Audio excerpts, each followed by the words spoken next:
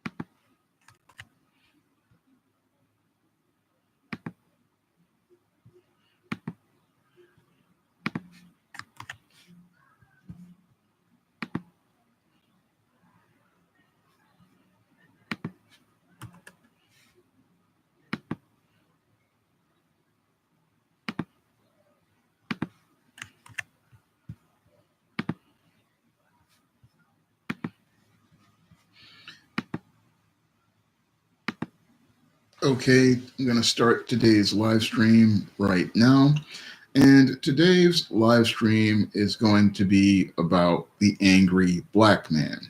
Now, the angry black man is a stereotype that many racists like to project on black men.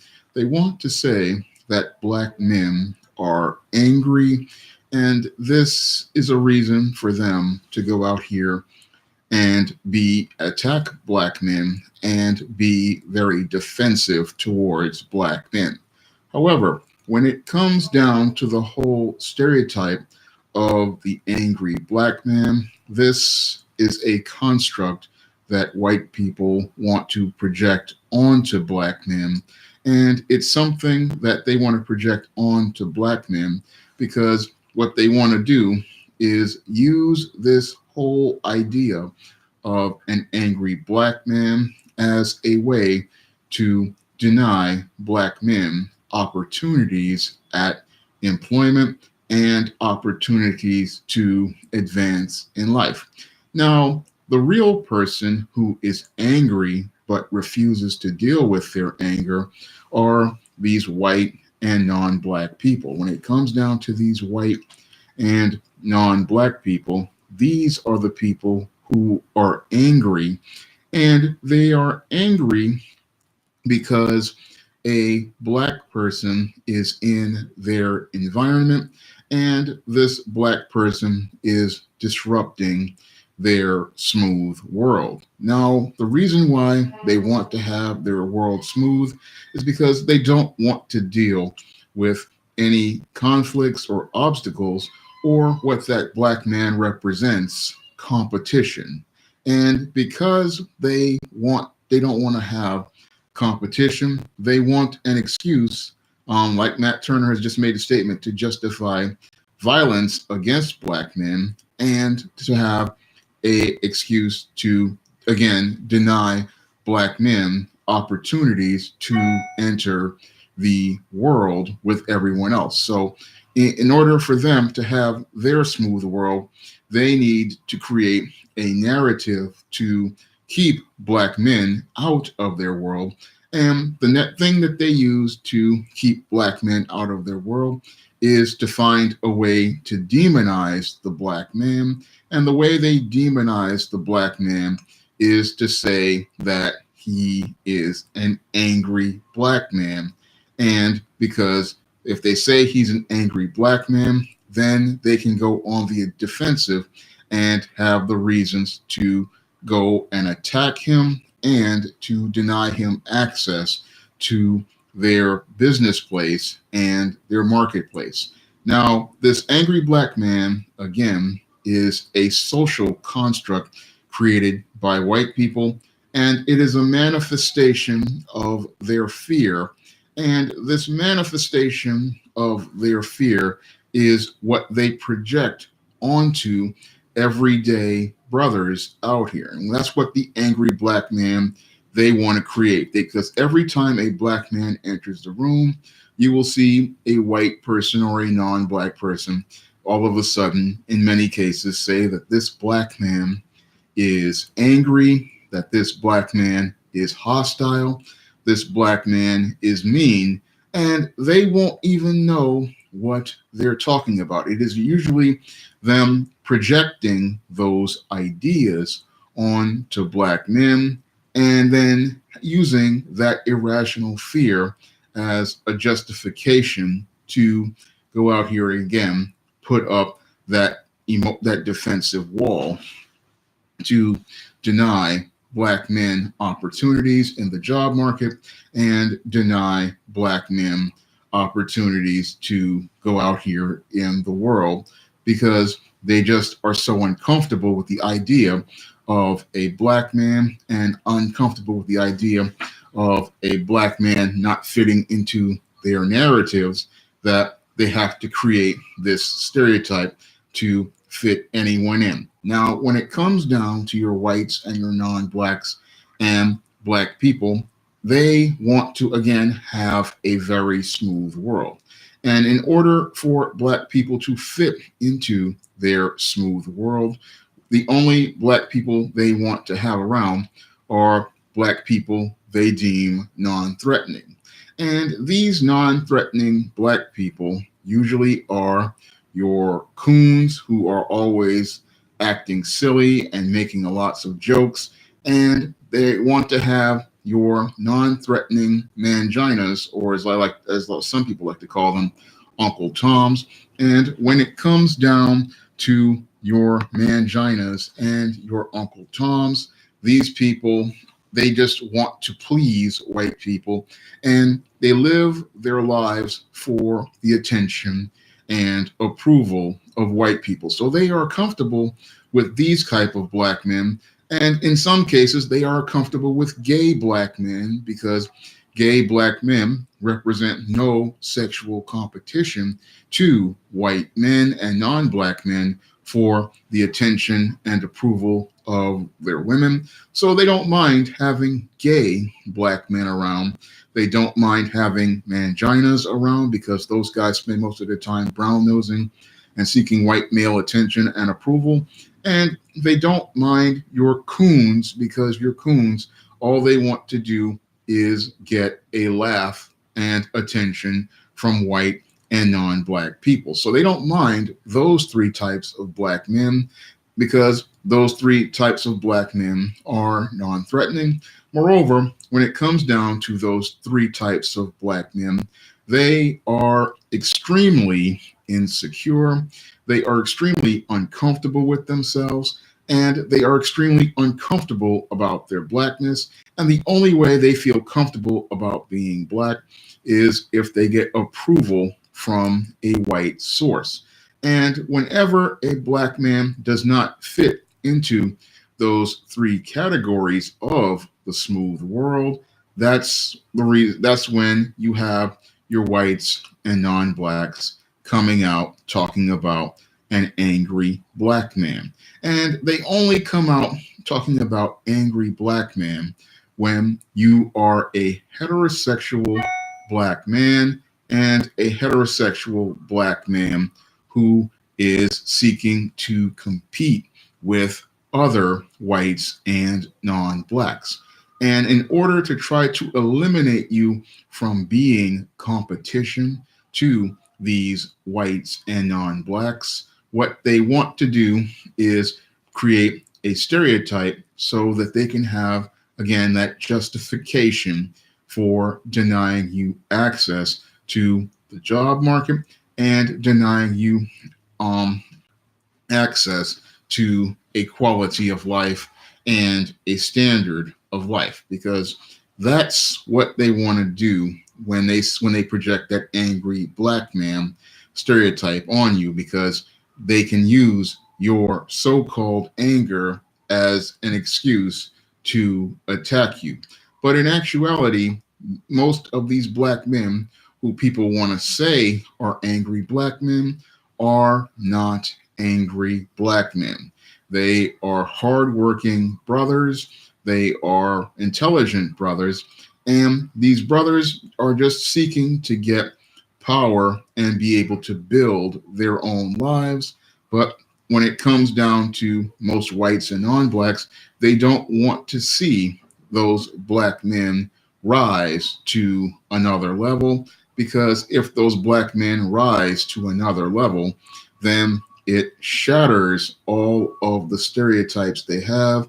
It refutes the narratives that they have, and it refutes the ideas that they have about black men. And it shows that black men can go out here and compete on the same level as white men and non-black men, and they can achieve on a level with white and non-black men. So this is something that terrifies them, because in order for them to be the superior people, because a lot of these white racists, they believe in the whole concept of white supremacy. They believe that they are better than everybody else. And if you have a black man out here competing and achieving on their level and even surpassing their level, then that shatters every idea they have. And they need to have something to make it look like they can still be better. So they want to try to go after a man's emotions, saying that he is angry, but the black man is not being angry at all. It's a whole thing that they use to say that there's something wrong with this black man, when in actuality, there's nothing wrong with that black man at all.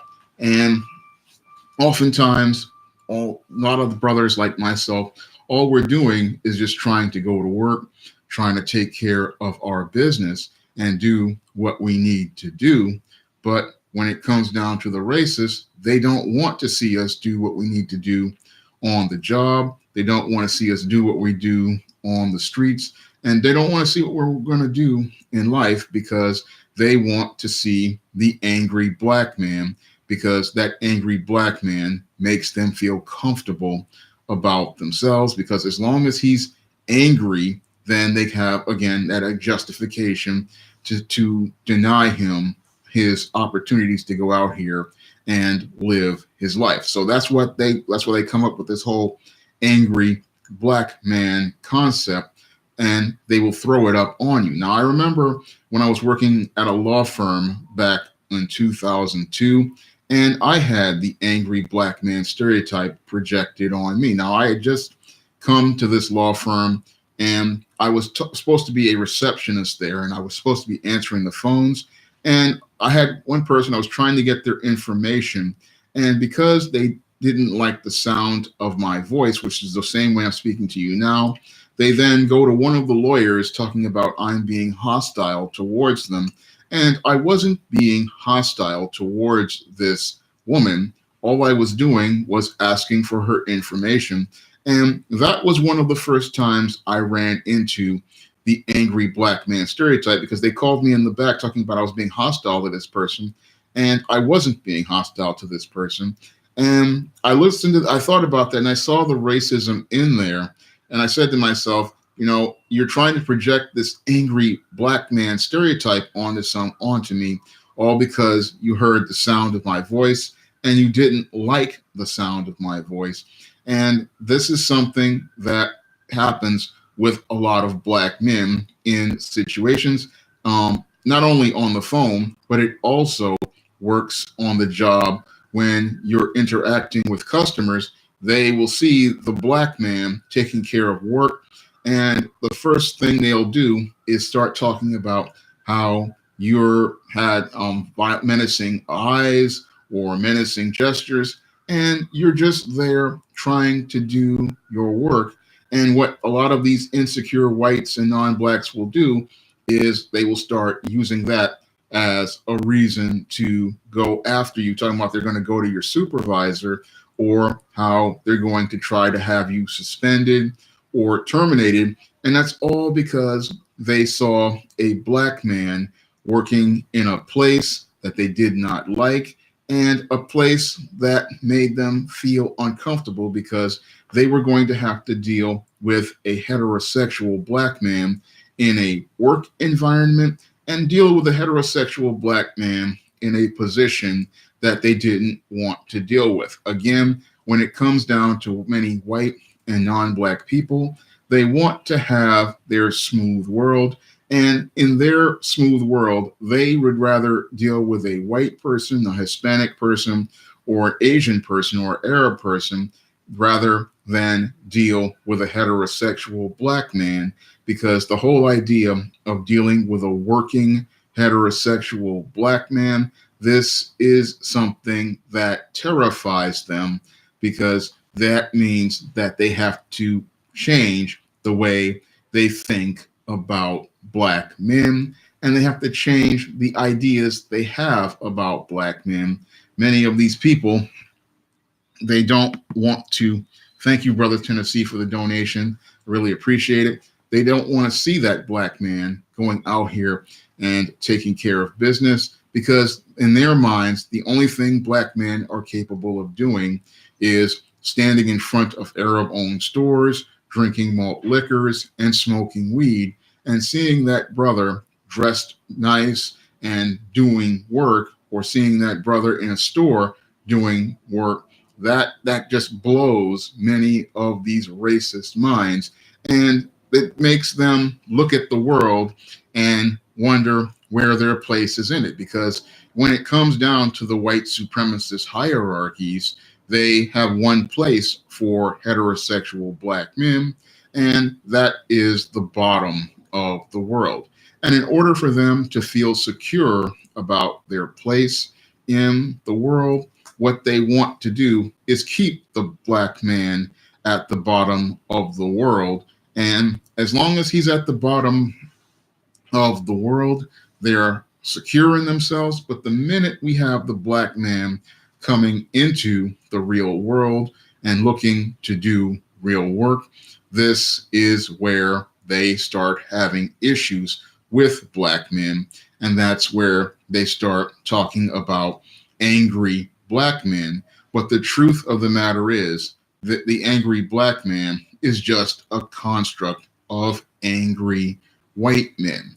And angry white men created the idea of the angry black man so they could project their feelings of insecurity and their feelings of inadequacy into a social construct, and have that social construct be their idea about any sort of heterosexual black man with an education, any sort of heterosexual black man with skills, and any sort of heterosexual black man who is ready to take a leadership position. All of those men are all classified as angry, when in actuality, these are men who can think critically.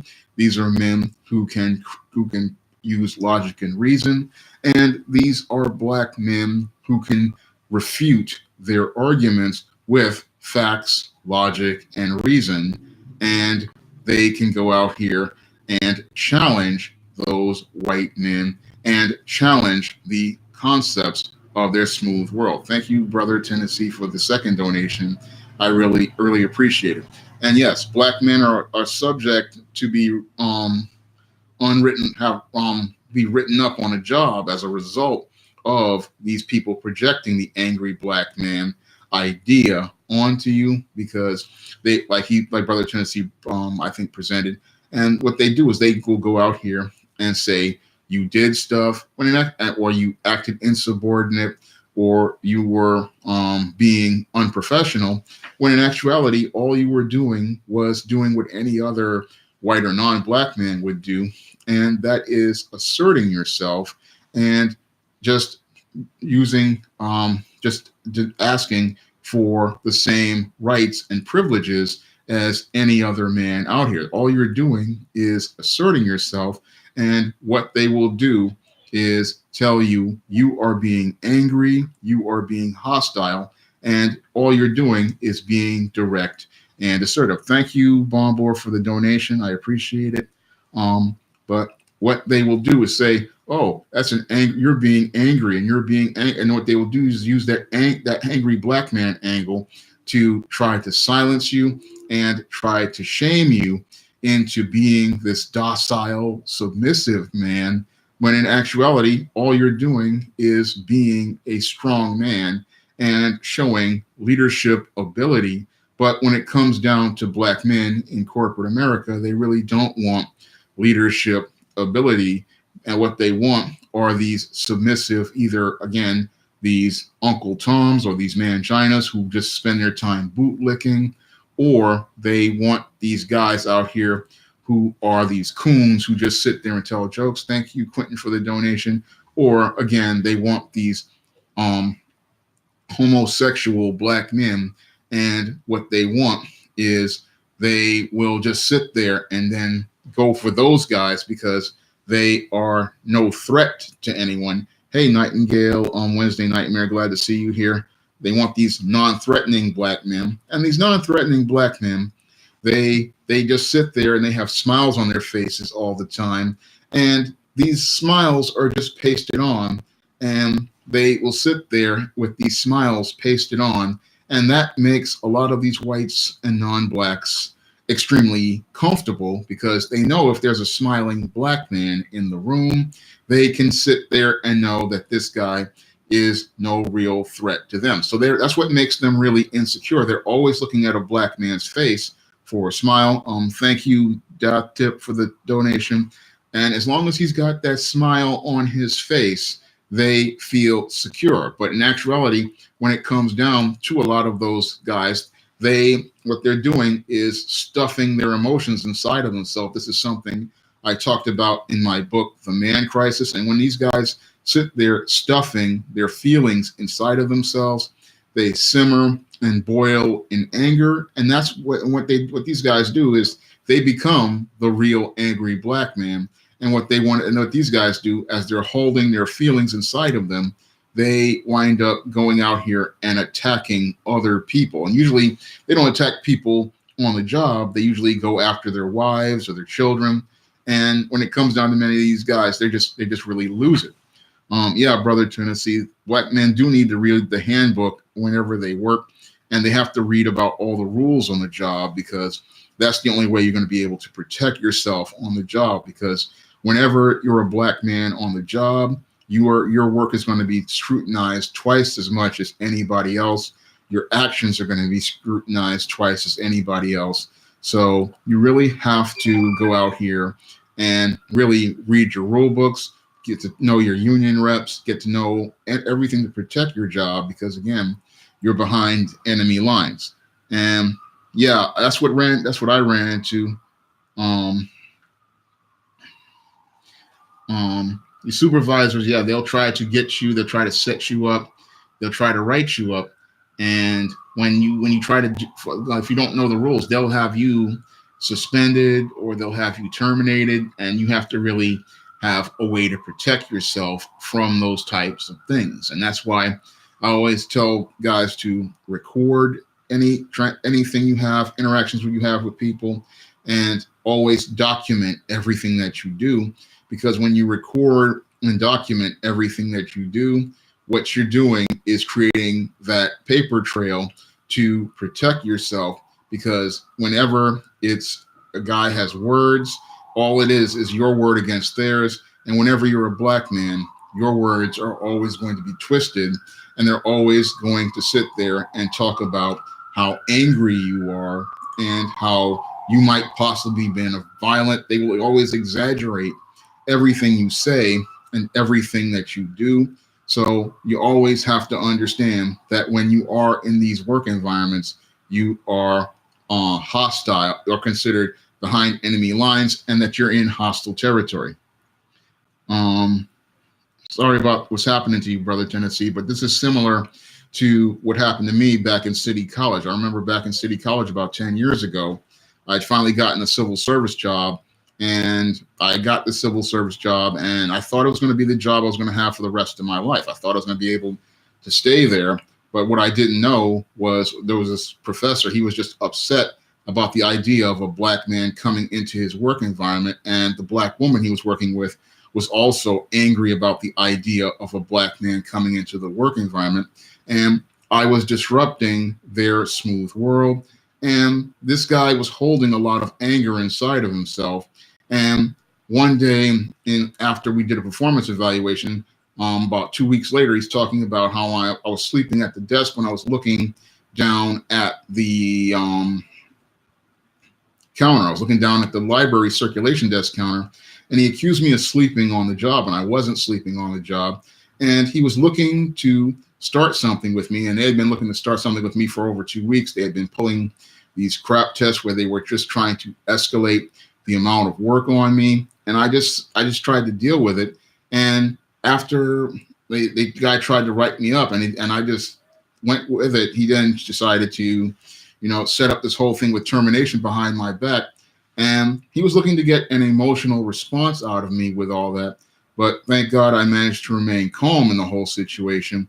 But what they was trying to do was try to get me angry, and then try to push this whole angry black man narrative as a reason to get me out. And then on the day they let me go, they had these guards there and all this stuff, looking for this whole angry black man reaction. And they tried to make it, even on the paper of the final performance appraisal, look like I was this angry black man, but I wasn't an angry black man. I was a working class brother.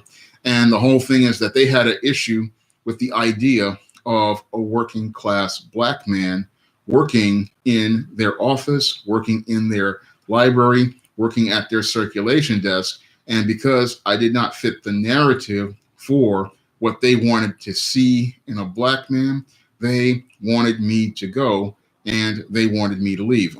Good morning, Chris Brown. Chris is the author and creator of the Omega Black manga, and this is some great manga that I think you guys will really enjoy. I've enjoyed the first 2 issues, and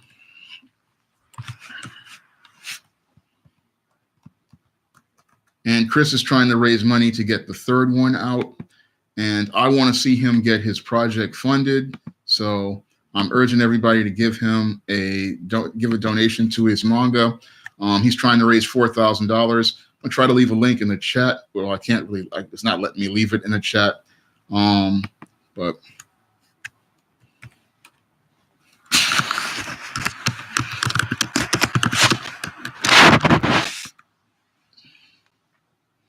it's not letting me leave it in the chat, but it's great black manga, and I'm urging everybody to go and donate to it. Because in order for us to get positive black images out there, we have to create them ourselves. Omega Black's first 2 issues are available on Amazon in the and Comixology. I think it's still 99 cents on Comixology, but the paperback is still available. And yeah, that's out there. And I'm also raising funds to try to publish the first ISIS graphic novel. Now, the Indiegogo was not successful, but I'm looking to do something on Patreon for the ISIS graphic novel. And if I can do something over there, if I can raise enough funds, maybe I can do something with that one, and then get the graphic novel out there. That's one of my options. I might try to do it on Patreon. I'll leave a link to the Patreon, because I believe if I with 10,000 subscribers, if everybody donates $1 a piece or $2 a piece, we can get this project up off the ground. And when we go out here and work for ourselves, we refute the narrative of this angry black man, something that people try to push, and something I've experienced on 2 jobs that I've had, again, City College of New York and that law firm, where they projected this idea on black men, on myself as a black man, and something that I know every brother has to deal with out here, this whole angry black man narrative, because whenever we're out here not fitting into their ideas, that's when they come at you with this angry black man narrative and try to use that angry black man narrative as a way to get you out of your job and try to use that angry black man narrative as a way to fire you. Now, some of these guys, they will come up to you talking about how you have this attitude, and the most black men do not really have an attitude. Most black men are just serious. And again, that really goes back to the insecurity that these white men have. And because they have this insecurity about black men, they always need to see a black man smiling, because that they believe that that smile is an indicator to a black man being happy on the job.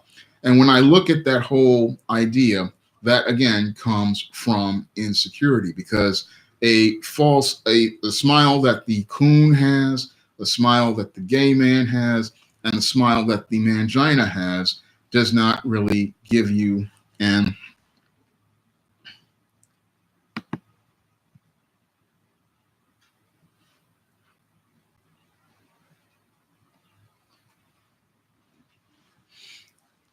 they will sit. Where was I going? That doesn't tell you anything about their emotional state. Now, when it comes down to most men on the job, they aren't. When they're serious, what they're doing is they're concentrating. I remember many times I'm concentrating, and people are sitting there thinking that it's angry, but it's not angry. It's the thing is that the guy, when he's on a job, he's just trying to figure out what he wants to do, what direction he wants to go in, and he's trying to figure things out and think critically about something. But seeing that expression on somebody's face, that makes people think that the black man is this angry guy, but the black man is not being angry. His facial expression is just showing that he is focused, diligent, and concentrating.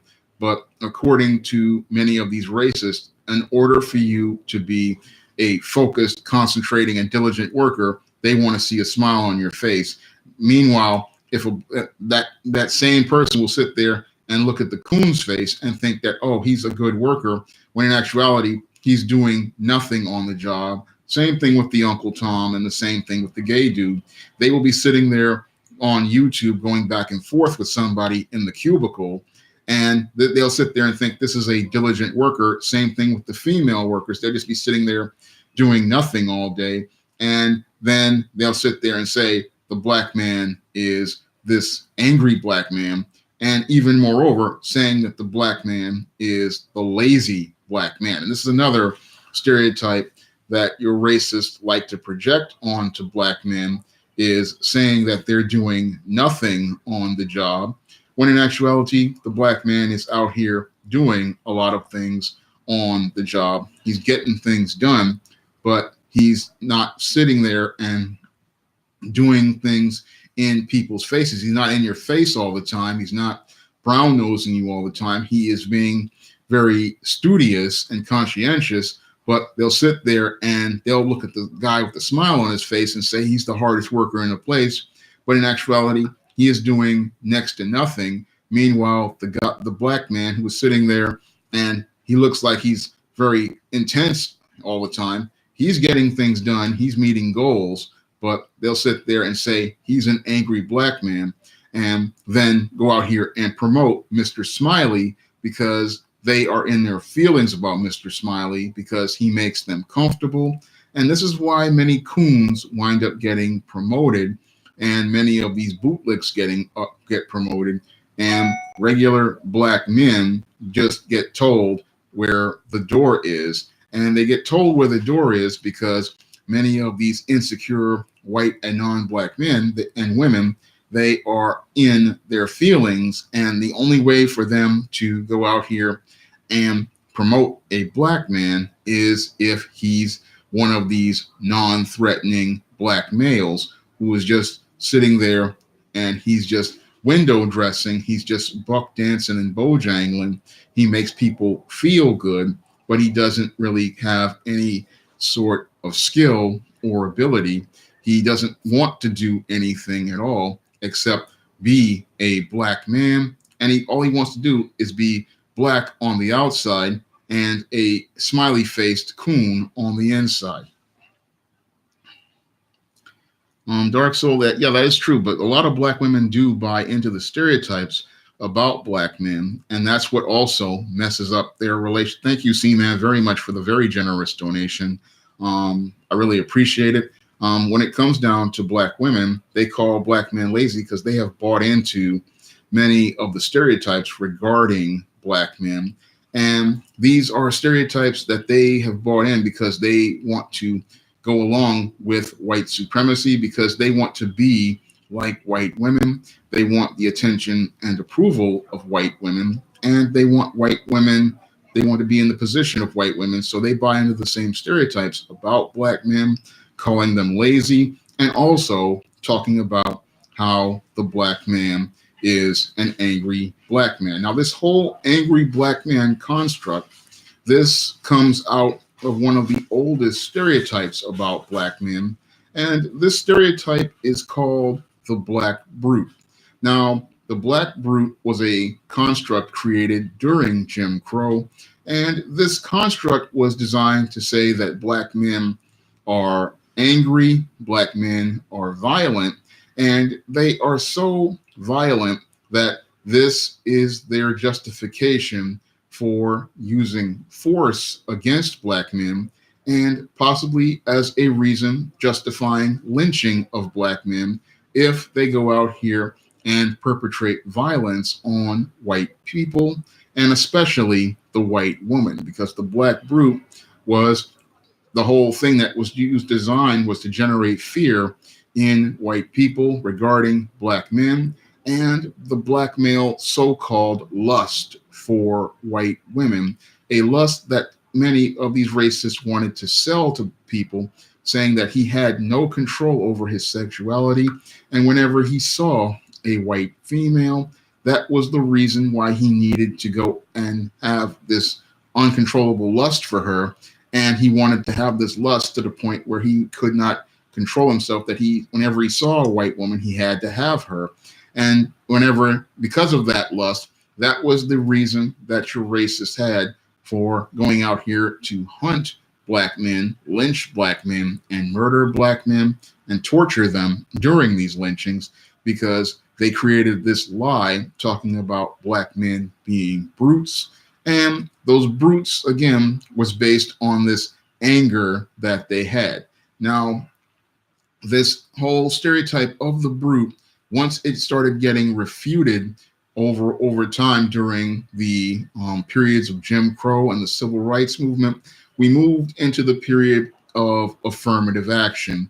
And affirmative action, again, was originally designed to deal with past discrimination that black men dealt with in the job market. Because when it came down to black men in the job market, a lot of times black men who were ably bodied and qualified to do the job, they were out here and they couldn't get that work, because when it came down to racists didn't want black men around white women, and they also didn't want black men in the office because black men represented direct competition. But the real core reason was they didn't want black men around white women because they feared white women would lust after these black men if they saw them in the office. And they also feared, I believe, that these black men would again be direct competition to them. And that's the thing that they feared the most, that they would see these black professional men out here working and these black men being professional, and that would make them appear to be attractive to white females who, like most females who have female nature, or they're hypergamous, and that would lead to the white men not being able to go out here and have more options to get wives or get girlfriends. So they wanted to try to keep those black men out of the job market. And affirmative action was designed to deal with that past discrimination that black men encountered, not only in the Jim Crow South, but they also encountered in the North. And this is the thing that most people about Black history, they don't want to talk about, is that black men dealt with a lot of discrimination in the North, and it was very hard for black men to get many of those professional jobs out here. So that's what affirmative action was meant to deal with. And as black men were coming into the workforce in those jobs, that's when we got this whole racist notion of an angry black man on the job, and the whole idea, I believe, of this so-called angry black man, this guy who is just angry all the time. And they came up with this idea because this was their justification for firing this black man, this whole concept of an attitude, when in actuality, it's not really an attitude. The person with the attitude are the racists and the white supremacists on the job, and they are angry because they have to include a professional black man on the job, and they have to pay that professional black man, and even more so, they have to compete with that professional black man, because many of those mediocre beta white males and these non-black males, usually what happens when they see a black man coming into the job, educated, professional, and ready to do some work, this is where they start getting angry, because that means they can't get comfortable. That means they cannot go out here and relax. And that means they cannot coast from promotion to promotion based on who they know. It means they have to actually step up and show what they know. And because they have to step up and show what they know, this is what makes them very angry, because they were expecting to coast based on the color of their skin, and they didn't expect to come into a business arena and show the content of their character. Bombor asked about my thoughts on a romance called The Sun Is Also a Star. Well, that's typical of these films that are out here, with these swirling romances where they have people deifying and worshiping white men and even non-black men. So these romances are par for the course for today's media, but there's not much anybody can do about them except not watch them, and that's how you send the message. Yeah, D. Woodward, there is a war against heterosexual black men in our culture, and the angry black man is a propaganda tool that they use in that war in our culture against heterosexual black men, because if you can make this man appear to be angry, you can make this black man appear to be an enemy. And once you turn the black man into an enemy, then what can happen is you can turn people against the black man and have people declaring war on that black man and believing that it's okay to beat and brutalize that black man, all because the media tells you that this black man is angry, and because he's angry, he's a threat, when in actuality, your black man is no threat to anyone. What he is just, in many cases, a brother out here looking to make a living like everybody else. So this is why they come up with the whole narrative of angry black man.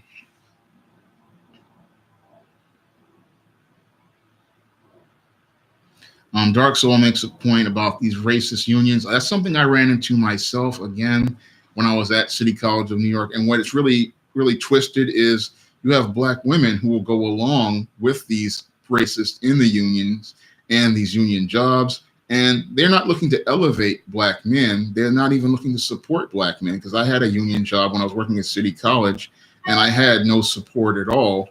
When it came down to these black women who ran the union, no support.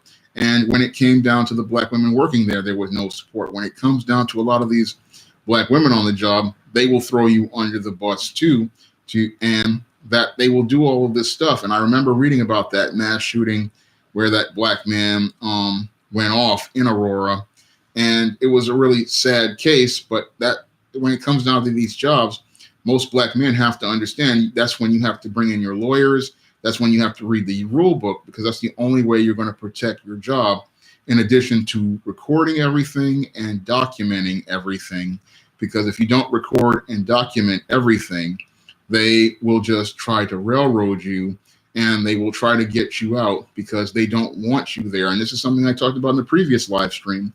Again, you are an enemy there, and you are behind enemy lines, and they will use things to create situations where they can create the stereotype of the angry black man, and then use that as that, again, justification to terminate you. So what they want to do is make their idea a reality, the idea that makes their world smooth, the angry black man, and they want to see that angry black man concept come to fruition. And that's the thing that makes them extremely uneasy, is seeing you come in every day, minding your business, doing your job, and coming in and getting stuff done, because that's what makes them angry, and that's what makes them project this idea of angry black man on you, when in actuality, they're the ones who are angry with you, and they're angry with you because you are not in their, you're not fitting their ideas that makes them feel comfortable, and that's why they go out here and try to push buttons, or they try to play these little games to try to make you fit into their ideas about black men, because that's what people on these jobs do all the time. And it's something that every black man has to watch out for, because they will use that whole notion and concept of angry black man and use that as the reason for justifying your termination. And they will use it for the reason for even trying to even get you arrested, because that's also something black men have to look out for in these streets, is people who are looking to start with you and then use the whole angry black man as a reason to go after you and go attack you, and say that, you know, you're the guy doing stuff, or you're the guy attacking stuff, and in actuality, you're not doing anything at all. All you're just doing is walking down the street, and then all of a sudden you have people getting nervous and getting uneasy, talking about angry black men, and there is no anger at all. If anything, when it comes down to a lot of black men in social situations, they aren't angry, but they do get frustrated sometimes. And the reason why some brothers get frustrated sometimes is because they are just having to deal with all these games, manipulations and mind games, and that's what really frustrates people.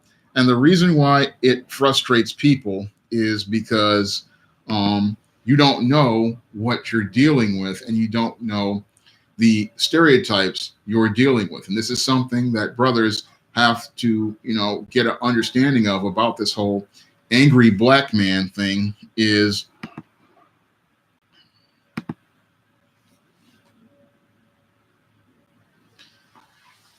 that people are trying to give you these whole ideas about black men. It's talking about he's angry and all this stuff, and they want to provoke people so that they can get them mad.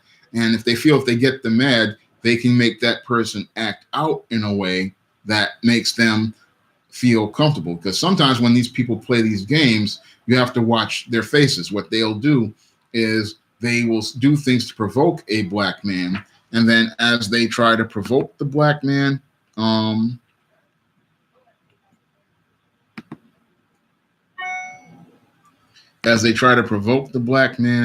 what they will do is you watch their face, and then all of a sudden there's this smile creeping up on it when they see a black man getting emotional or a black man losing it. And that's why a black man has to go out here and learn how to navigate through his emotions, because when he navigates through his emotions, he knows he can feel about things, he can think about things, but he cannot act on those feelings, because if he acts on those feelings, then what's going to happen is he's going to give them the reaction that they want, And if you give many of these racists the reactions you want, they're going to wind up feeling that they're superior because they pushed your buttons and they won. And I believe Traveling Man makes a good point about it. It's a narcissistic smirk, and it is a smirk. You'll see them crack that smirk the minute they see you acting out in that way that they want to see. Because a lot of these people, they get off on humiliating black men. They get off on degrading black men. They get off on devaluing black men. And even some of these black women, they get off on the stuff. Traveling Man, we're at 67 people right now on the stream. I mean, if I did this one at night, it probably would get a little bit more.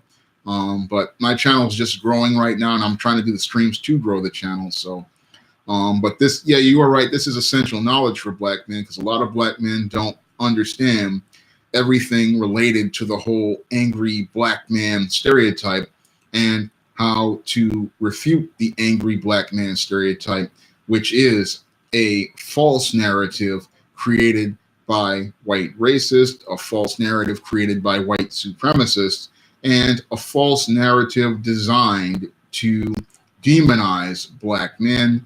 And this narrative is designed to demonize black men. So people will sit there and think, oh, he's so angry. And because he is angry, that this is why we have this justification again to deny black men employment and have a reason to attack black men and a reason to go out here and terminate black men from the job. So this is something that black men have to really have their eyes on, because when you are out here, the angry black man narrative is a false narrative, and they sit there and talk about how angry you are, and they'll use that as a way to deny you things in the job market, and even try to use it to have reasons to call the police on you, because even not only do white men use it and non-black men use it, but we also have your black women who will also use it along with the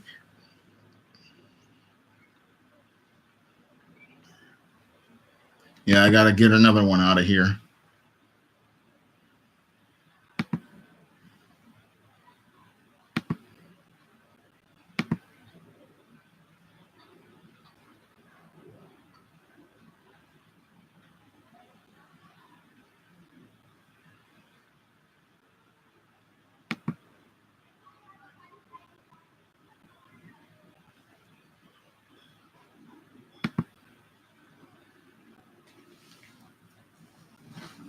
Yeah, but the trolls don't like the idea of me talking about these things like angry black men, because I'm giving black men tips to know what to look for. And this is what makes them uncomfortable, because here you have an intelligent black man presenting facts to people. And again, it refutes their narrative. So they don't like hearing this. So if they don't like it, I say they should just click out. So, because I'm not going to stop talking about this whole angry black man concept.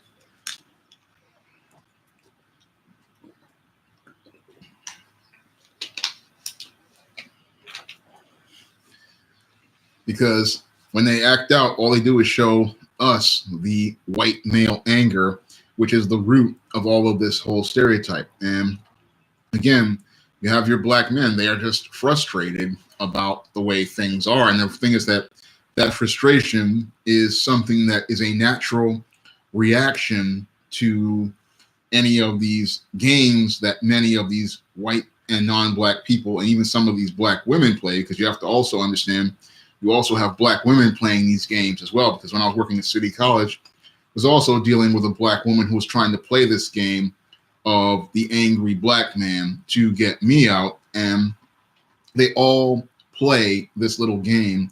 And what they want to do is get black men angry, get them frustrated, and get them to lose it. And if they can get a black man to lose it, that makes their ideas about black men to be true. However, what they're doing is just trying to tell that they want to do is hear the lie that they told themselves, and they want to make that lie become the truth. So what they want to do is they want that black man to act in a way that makes them feel comfortable, and they want to manipulate the situation so that they can get the situation they want and the reaction that they want from that black man, so they can have their smooth world and then go back to having that smooth world where they can believe what they want to believe regarding black men. And they believe if they can go back to that, they're going to be comfortable, because as long as that black man is behaving the way they want, they can believe that that black man is at the bottom of the world. And they can also use that as a justification to deny that black man a promotion on the job, in some cases, if he stays. Because if they believe they can get if that black man stays on the job, they can sit there and talk about, well, we can't promote Bob because Bob is an angry black man. And because he's so angry, we can't put him in a management position, or we can't put him in a position where he's representing the company, because if he goes out and represents the company in certain ways, then there's a possibility he may get angry and explode, and that may embarrass the company. And that's usually the justification that they use to deny black men who are qualified promotions on the job. They'll talk about how he's an angry black man and how he has poor interpersonal skills. And because he has poor interpersonal skills, we don't believe he can manage people. And this is one of those things that many white corporate bosses and non-black corporate bosses, and even some black women will do. They'll sit there and talk about how he's an angry black man.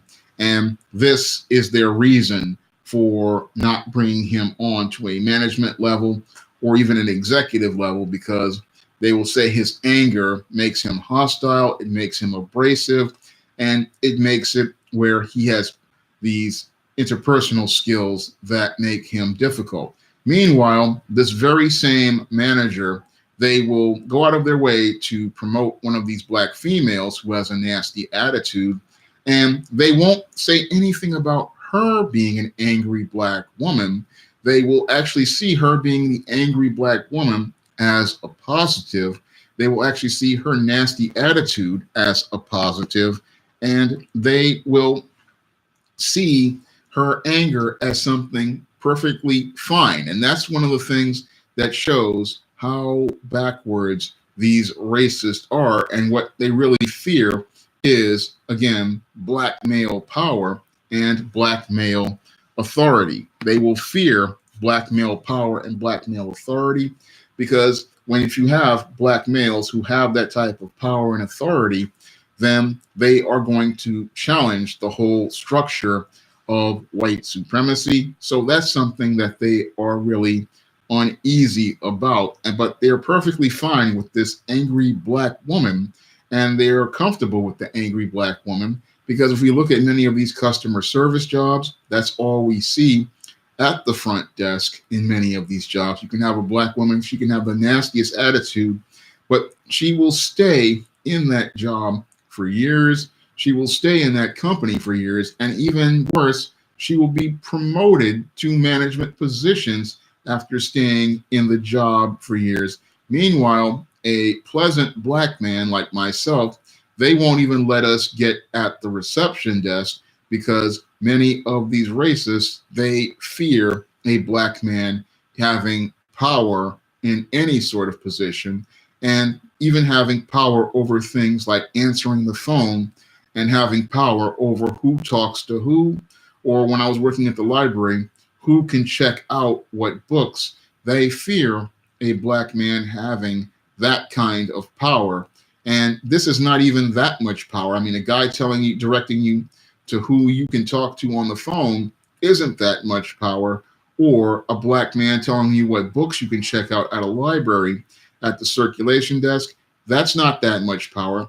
But many of these white males, non-black males, and even some of these black females, they fear a black man even having the power to make even the smallest decision on the job or operate in any form of autonomy.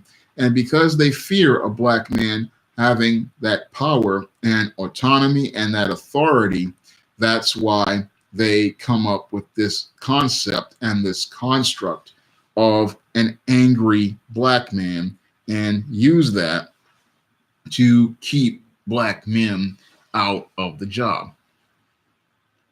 Yeah, I heard about that dot tip of the Georgia mayor, and I heard about what he said about it wasn't ready for a black person working there, and that's par for the course when it comes down to these racists and their ideas about black people, especially black men. When it comes down to these people, they don't like the idea of working class black people, and they don't like the idea of black people being in those types of in any position that shows that they are on the same level. So that guy is par for the course, and a lot of people behind the scenes, they have those same views, but they only begrudgingly let black people in, especially those who fit the stereotypes they feel comfortable with.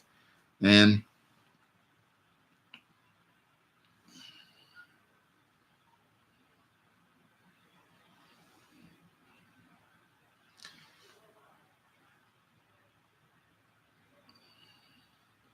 sorry you're dealing with that, Dark Soul, but all of the clean cut black people, we deal with this all the time. Pookies and Sharkeishas, we deal with it all the time.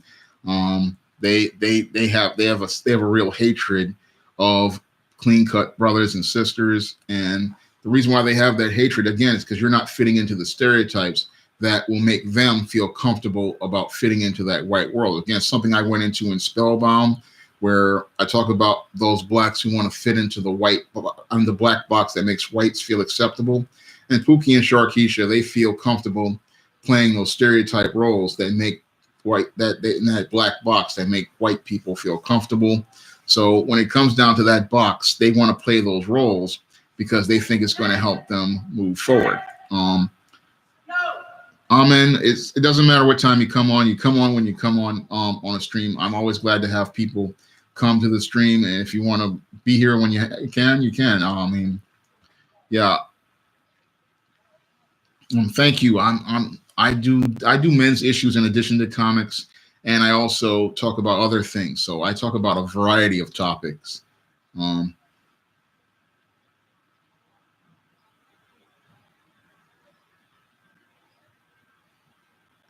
Ace Thunder Music makes a really good point, and he says, and it's sad how black women sell out black men in the workplace, are single mothers and raising black sons, knowing they support a system that denies them a chance to be employed, to have the fathers. And that's a good point, because when it comes down to a lot of black women, they throw black men under the bus, and these women are single mothers, and they don't understand that the black man you are throwing under the bus is a black man who could go out here and be a father. And in some cases, a lot of these guys are fathers, and they want to be able to take care of their families, and they want to be able to go out here and build. Now, I remember about 10 years ago when I was working at City College, that's what I was really working towards. I was on this job, and I was looking to try to rebuild my life, and I was trying to get back on my feet with that job, and I was trying to do something with my life, and this black female just by supporting this white man, well, really it's a Jewish guy, but prevented me from being able to do what I needed to do. I was getting ready with this job to really start doing things with my SJS Direct imprint, and I was also getting ready to do things like move out on my own. I wanted to do more with my life, but I got derailed. And a lot of brothers out here, they get derailed because they want to go out here and do things when they get on these jobs, like take care of their families, and they want to be able to take care of their children. And a lot of the times, these women on the job, they go out here and they undermine those black men, and they deny them that chance to be employed, and they deny them a chance to be able to provide and take care of their families. Or if you have a young brother out here, he's just trying to get his life started, and he can't get his life started because this female at this job usually these mammies out here, or these Jezebels, they want to be the ones in charge of everything. They want to be on top. And when they will throw a black man under the bus, destroying his life and his ability to build his life up, all because they are angry about the idea of a black man not fitting into their smooth world. And they are angry because a lot of times they chose the wrong man. And because they chose the wrong man, they want to make other men suffer for the choice that they made.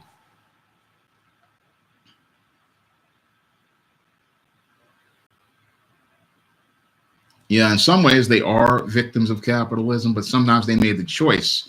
When it comes down to our black women, a lot of times they sided with the feminist movement, and they want to be in the tops with the feminist system, and they want to have that position. So they are, in some ways, they make these choices, and then they don't want to be responsible for those choices.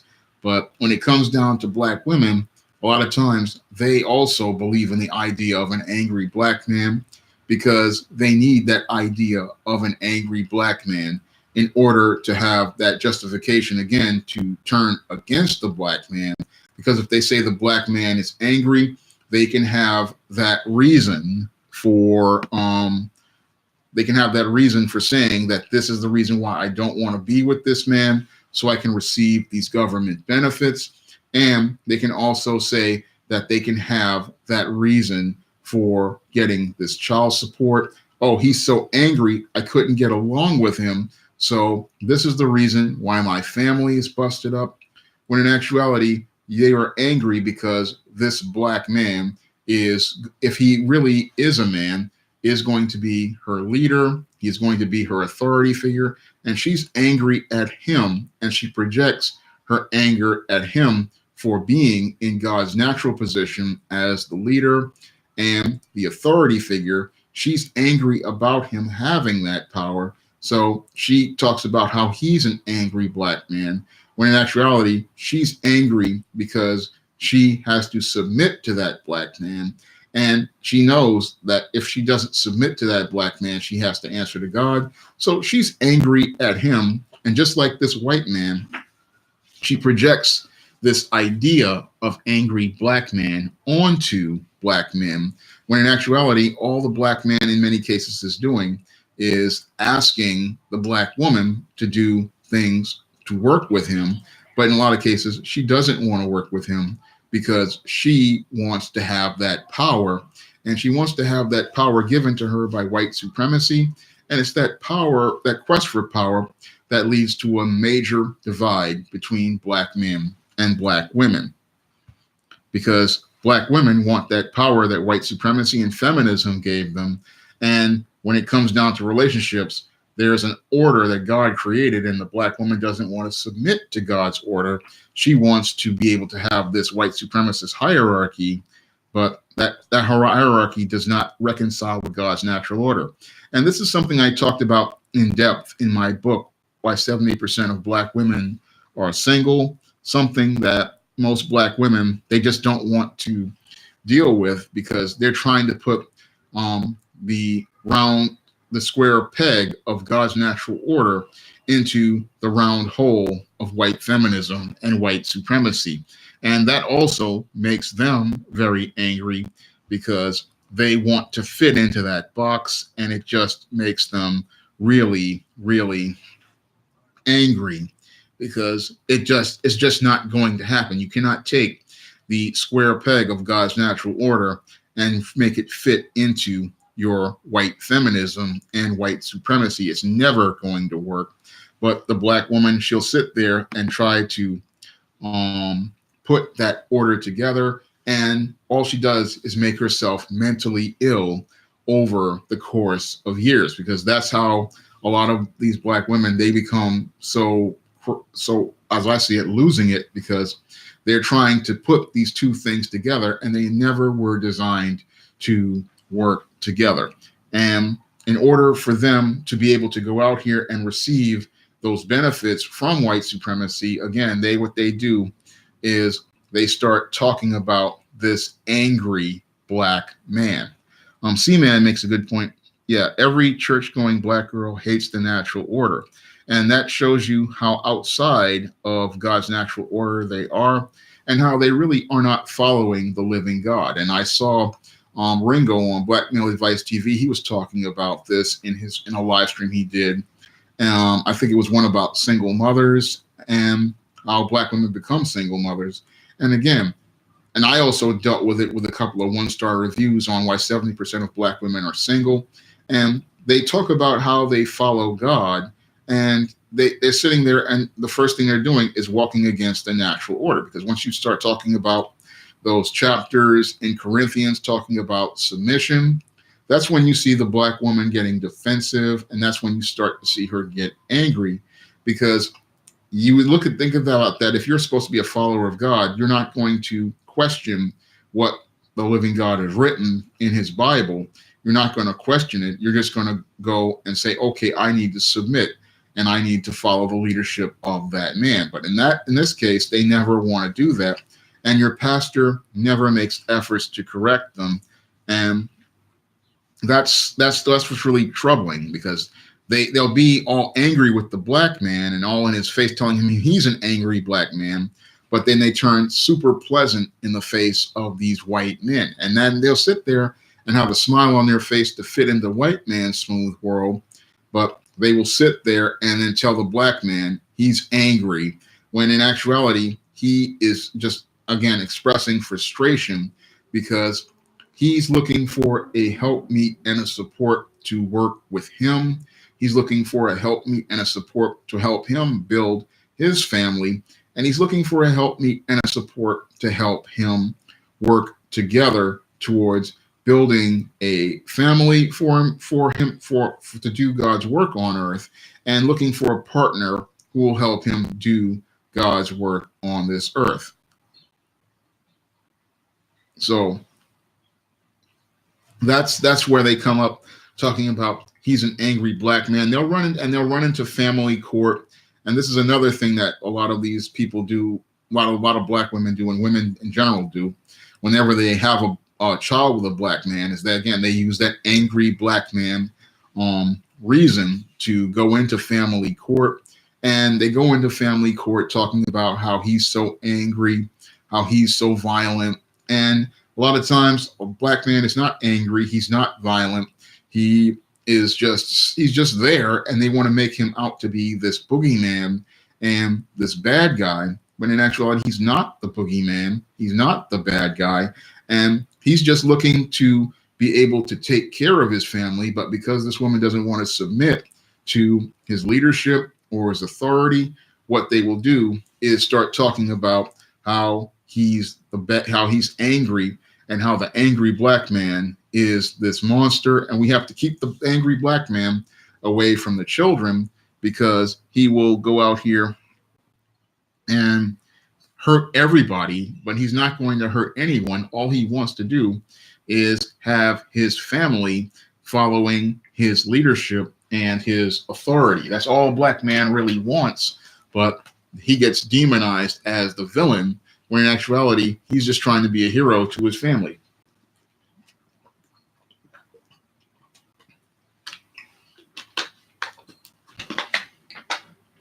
And this angry black man stereotype is also used by many women when they want a monkey branch to another man. So that's another thing black men have to watch out for, as related to the angry black man stereotype, is that some of these chicks will come out here and try to start with you, and they'll either try to start with you as a crap test to try to see what they can get away with, or they will start with you and they will then call the police, talking about domestic violence, talking about how you're so threatening, and it's just you trying to deal with her, talking about how you left the toilet seat up, and you may not have meant to leave the toilet seat up, but then they'll try to start with you, and then, use that to call the police, and then use that as a reason to get you locked up, talking about how you're an angry black man and how you're so hostile.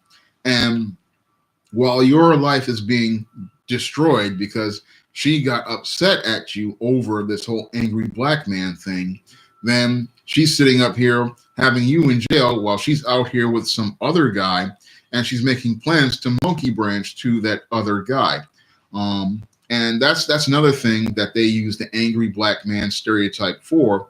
They use that angry black man stereotype as a way to make these excuses to be able to do the things that they want to do. Because a lot of females, they'll use the angry black man stereotype as a reason to go out here and participate in their ratchet behaviors, like trying to cheat on a guy, or use that angry black man to do that monkey branching, or they go out here and use that angry black man as a way to try to crap test men, so they can go out here and be able to see what boundaries they can push, so they can go out here and be able to get away with what they want to get away with. So what they do is they use this whole angry black man stereotype and use that as a way to get guys to react to them.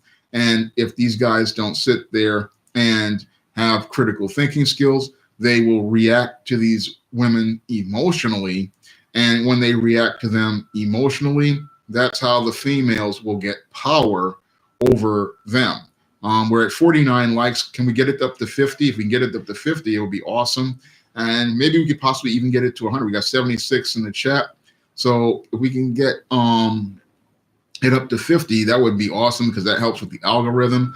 And we got 75 people in the room. So let's get those likes up. I'm acting like O'Shea. But then you got to watch those things, because this angry black man stereotype is something that people use, and they use this whole angry black man thing, and they use it to derail black men. And this is something black men need to understand, because whenever people try to use this angry black man stereotype, what they want to do is use your own emotions against you. And again, when you have your emotions, this is why it's important to navigate through your emotions, because if they can get you to get emotional, what you're going to do is react to people. And it's those reactions that will not only prove their stereotypes true, but they will also lead to you destroying your own life. So this is something else black men have to understand about the angry black man stereotype, because people want to push buttons. These white people, these non-black people, and even these black women, they want to be able to push your buttons. They want to be able to get you in your feelings, and they want to be able to get you to lose it. And they want you to be able to act out, because once you act out, they can then say to everyone, look, this is the way black men act. This is the way black men behave. And they can then use that as their excuse to be able to get away with all sorts of abuses that they can perpetrate on black men. And in actuality, they are the ones perpetrating these abuses, but they want to make it look like the black man is the one perpetrating these attacks on people, that when in actuality, he is being manipulated by a group of racist puppet masters who want to be able to make their fantasy about black men into reality. So black men, you have to understand that, again, this angry black man thing has nothing really to do with you. It has to do with the insecurities of people who fear you coming into their world and fear you wanting to take power in their world. And what they fear is that once you start taking power in their world, they won't have the power over you. And that's why they want to have these weak black men around. And that's why they prefer to have those weak black men around, those manginas, those coons, and those gay men, because those three types of black men, they are no threat to the structures, and they are no threat to these white men, these non-black men or these black women or these non-black women. And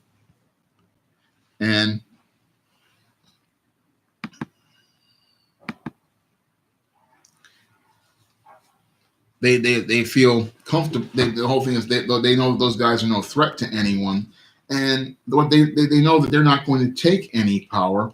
All they're going to do is give away their power, because when it comes down to those three types of black men, they are emasculated, and they are emasculated because they just have no masculine energy. Many of them are effeminate, and many of them are weak. So they don't mind those guys being around, because they will sit there and put on that fake smile and look for acceptance. Whereas the traditional black man who is heterosexual, he's not looking for acceptance. He's looking for the intangible of respect. And respect is an intangible that every man should be out here looking for, because respect means I am asking for the same equal treatment as everybody else, and I'm asking for people to give me the same regard they would give themselves. So they don't want those black men who want respect. They want those black men who are looking to compromise their dignity and their self-respect. And they'll tell the black man who wants respect that he's angry for wanting respect. And that's something that is just not right, because a black man who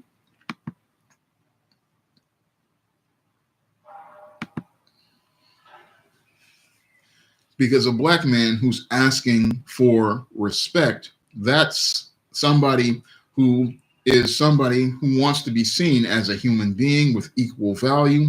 And that's somebody who, as I see it, is a healthy black man, because when a black man enters a workplace or a social situation, he should have his respect, because the whole thing is, if he can't have his respect given to him, he's going to have to take it. And there's nothing wrong with the black man taking his respect. Looks like we got another troll. I need a moderator to get rid of this DK 1969, or I might have to.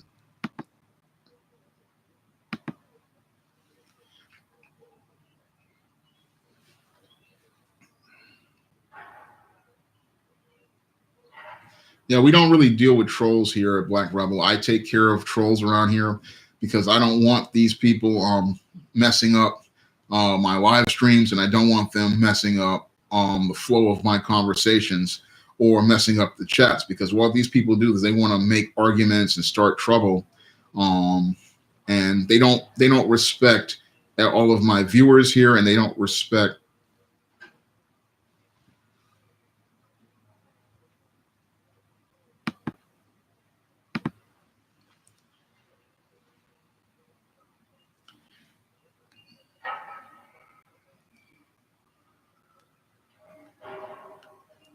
What's going on, Benny? Glad to see you here. But respect is something that black men have to, we have a right to, because everybody else can have respect. Your black woman has a right to respect, but your non-black people, they get given respect. But your black men, we're told we're wrong for not asking for, but demanding respect. And that's something that we get told we're angry for. And how are we being angry for asking for respect?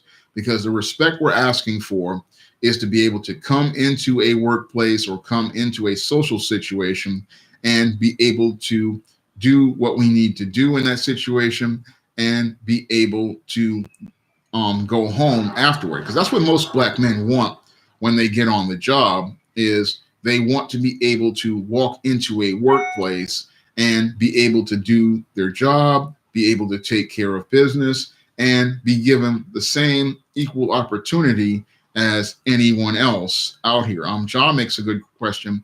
How can you demand respect without getting angry? Well, basically, all you're going to do is be assertive, and you're going to insist that people don't disrespect you. And that's something that you're going to do. And it's not something that has to do with emotion, because a lot of guys, they think it's about raising your voice. It's about losing it. It's about letting people know what boundaries they can't cross. And what you're going to do is set hard boundaries with people.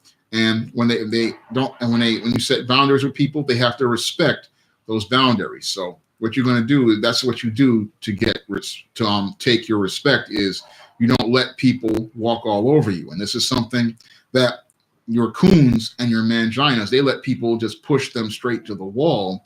Whereas regular black men, we go and say, look, I have a standard for things. I have a boundary that I'm setting.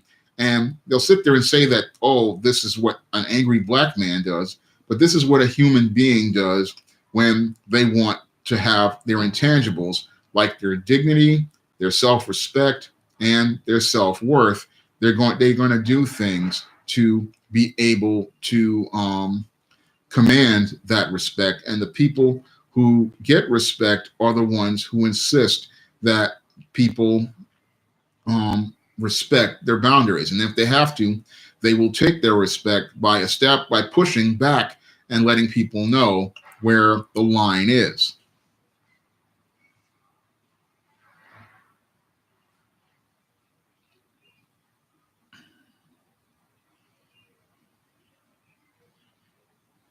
That's true, LOM.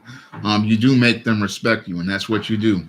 And that's when you, if they don't respect your boundary, you push back. But when black men do this, we get called angry black men. When we're not angry, we're just asserting our authority and are asserting our leadership over ourselves. Rapper 10,000 asked, do I think that the job is a place for social interactions?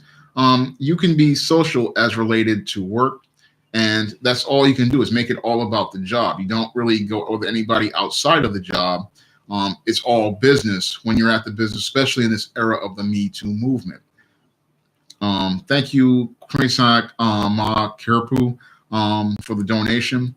Yes, we are in a hostile work environment and we are targets. And that's something every black man has to understand about today's American workplace, is that you have a target on your back when the minute you enter the room. So that's something you have to understand from minute one. Once you enter a workplace, you have a target on your back.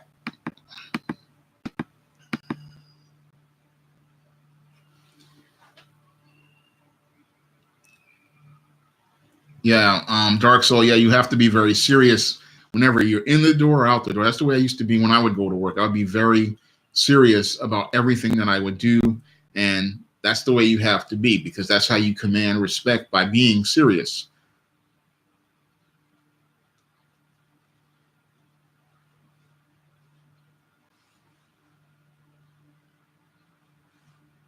Thank you, Dodge. Yeah, I'm about the same things. I'm about making money and making progress. Yeah, and when you're in business, there are no friends in business. You want to just take care of your business. So that's what you have to be on the work in the workplace.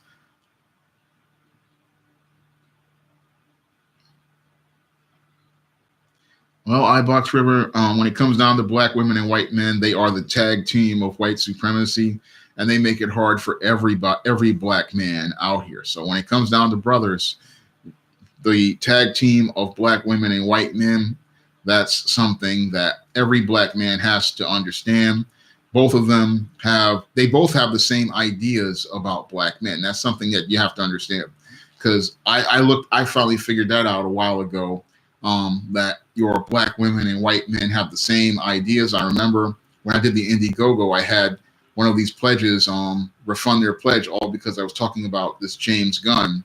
And they made the same arguments when I was trying to call out your James Gunn on his pedophilia and the covert contract many white men were having regarding the Marvel Cinematic Universe, that I got when I was talking about black women and single mothers. And that's when I started to connect the dots and say, your black women and your white men both have the same arguments, and they have the same ideas.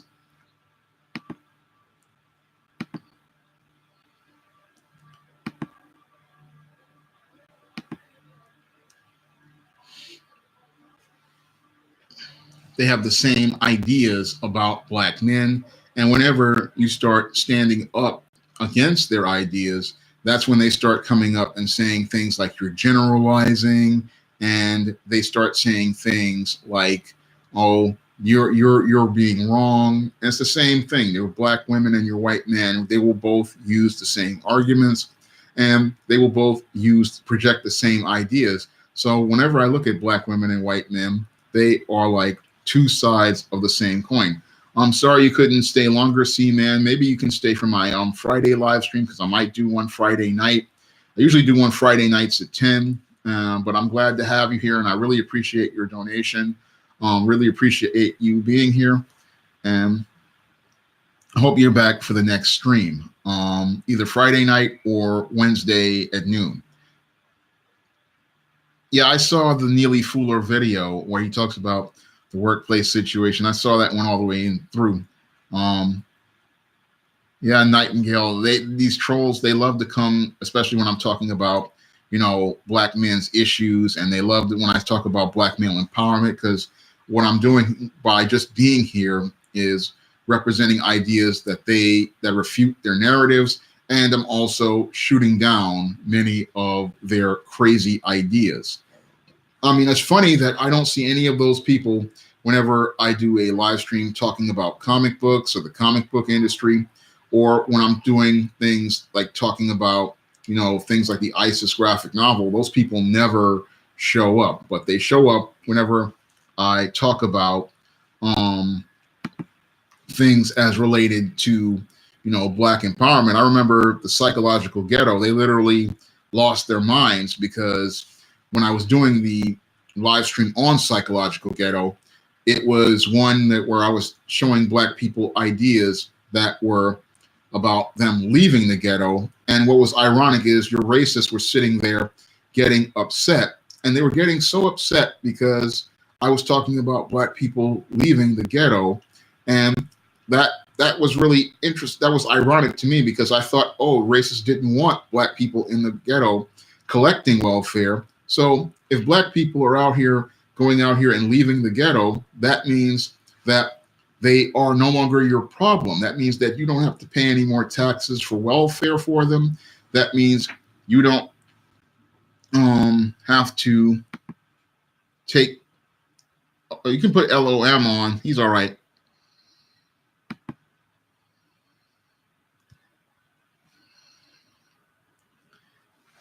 But they were so uncomfortable with it, because I was telling stuff about the Psychological Ghetto. And I found that to be odd, again, because you're sitting there, many of these racists, their argument is black people are so bad. But when I talk about leaving the ghetto, this is what makes them so angry that they start to lose it. I mean, if black people leave the ghetto, again, it proves my point about how they want to have their smooth world, and how they want the black man to be at the bottom of the world, and how they consider the ghetto to be the bottom of the world. So they were upset about me talking about leaving the ghetto, but they want black people to be in the ghetto so that they can have their smooth world, so black men can be at that bottom of the world, so that they can imagine themselves at the top. Because that live stream was so bad off that I literally had to shut it down because of those racists and how they lost it. But they lost it because their whole world was crumbling. And when they saw a black man talking about leaving the ghetto and leaving the mindset of the ghetto, because they need black people to be in the ghetto, and they need black people to buy into the mindset of the ghetto so that they can feel comfortable about their place in the ghetto. So they need black men to sit there and be the angry black man, because as long as he's the angry black man, again, they can have that justification for denying him employment and have that reason to go out here and call the police on us, or even worse, have our own black women and children calling the police on us. Because if that black man is angry, then they have that reason to go out here and attack that black man and destroy that black man's life, because that black man is somebody that is fitting every idea they have about black men. And that's the main reason why they need the angry black man. And that's why they need this angry black man idea to be running around. And they need that stereotype to be there because it makes all of these white people, these non black people, and these black women comfortable. And it makes them comfortable because as long as the black man is angry, as long as the black man is violent, as long as the black man is a savage, they have that justification for saying that this is why the black man is at the bottom of the world and why the black man deserves to be at the bottom of the world. So when I look at this whole angry black man thing, this is just a construct, and it's something that black men need to push back. Black Rebel was talking about the thug narrative, but the thug also comes from the black brute and the angry black man. And they all are all founded from that old black brute narrative. Everything from the thug to the angry black man, they're all stereotypes that were created to keep people from seeing black men as intelligent, as capable leaders, or responsible fathers, and to keep you from seeing that so they can have that reason to deny black men. Now, black men do get frustrated, and the reasons why we get frustrated is because we are denied opportunities at employment. And when we do get opportunities at employment, there are people trying to get us out of our jobs. And in some cases, a lot of brothers, they become frustrated because they can't get any peace because they go out here and they're trying to get that living, try to make that money.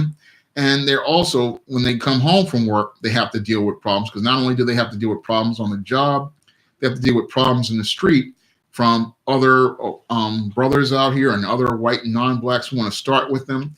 And they also have to come home in some cases and deal with a black female who is out here trying to undermine his authority and looking for ways to push his buttons because she thinks she can get a come up by destroying this black man. And again, these things make black men very stressed.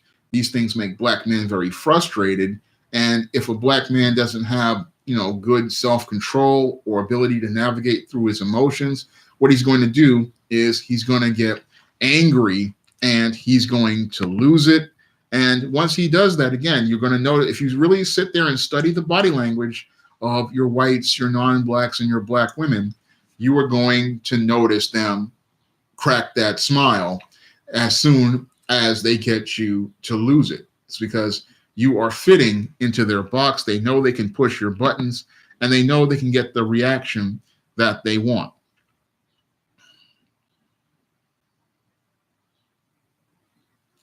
I wouldn't go that far, iBox River. I'd just rather just say, just go your own way.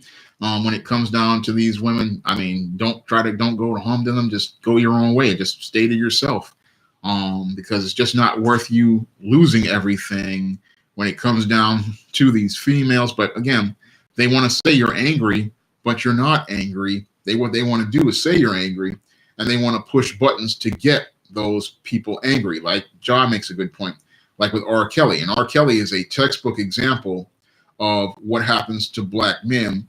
And R. Kelly's greatest mistake was going out here and trying to persuade people into believing that he was innocent, but they had already set him up. And what they wanted to do was get that emotional reaction. Because if you look at Gayle King's face in that interview, she also probably put the smile on as well because she was getting the emotional reaction she wanted because R. Kelly was fitting right into her stereotypes about black men.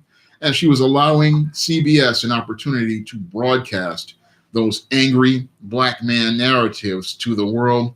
Oh, look at this angry black man, when in actuality, you had black women like your Kim Fox and the producers of that surviving R. Kelly documentary manipulating and pulling the strings of a black man who didn't really understand how predatory many of these racists are and many of the games that they do. Now, A lot of black men, again, they are frustrated because I deal with that frustration myself. And I have been frustrated myself because I've been out of work for 10 years. I always wanted to work a full-time job. I always wanted to, prove my abilities as a creator. And I always wanted to be able to show my skills, with my own business skills and my management skills. I always wanted an opportunity to do that. And this is something that frustrates a lot of brothers out there. They have this talent and this ability. They want to be able to show their talent and ability. They want to be able to go out here and make a living for themselves using their talents and their abilities. And this is the thing that frustrates a lot of young brothers and a lot of guys out here. They want to be able to show their talent and ability. They want to prove themselves, and they also want to make efforts to actualize their potential. And that's what really frustrates a lot of guys out here about being out here, is that they want to go out here and do things. Like, I wanted to be able to keep that civil service job, and I also wanted to be able to do other things, but you always get denied because you get all these people who want to be able to have their smooth world, and they want to be comfortable in their smooth world. So they want to, in order for them to have their smooth world, black men like myself, they get told that, oh, you can't have this job. You can't do this thing, because if you go out here and prove yourself as a black man, that's going to shatter all of my ideas about what I thought about black men. It's going to prove everything that I was taught ever since I was a child about black men to be wrong. And it's going to make me uncomfortable because I'm going to have to deal with the reality that black men are not what people think black men are.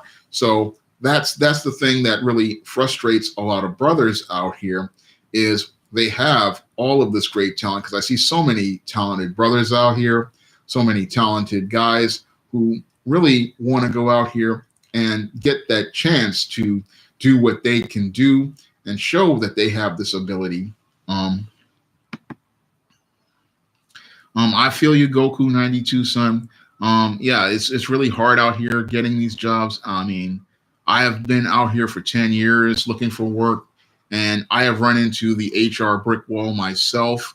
I mean, a lot of these black women who are at these HR positions, they will pick everybody but you. I mean, I remember even when I was working at City College, they had a union rep and they picked a Hispanic man, and they didn't even think about looking out for another black man. And now I believe that City College is mostly Hispanic people, and they replaced all the black people because we don't look out for each other. And that's something that's really hard out here. I mean, we're supposed to be in this economic boom where there's supposed to be all these jobs, but when it comes down to black men, we're still having a hard time finding jobs. So maybe the best option is the military for you if you're really young. Maybe you can build a military career, but for a lot of us, it's just been an HR brick wall, and I've run into this brick wall myself, looking for jobs. And I mean, I've looked for jobs. I've applied for the same jobs 9 and 10 times. I mean, last week I got an email from Amazon, and they were telling me jobs were open, and I applied for that job last year. So I know what that is myself, because I ran into it in the 90s. I ran into it in the 2000s. And I even ran into it in the 2010s. And just what's really sad is that you have, all these talented brothers. A lot of them have degrees. A lot of them have skills. And they don't really want to bring them in, again, because they don't want to have their smooth world where they don't have to compete.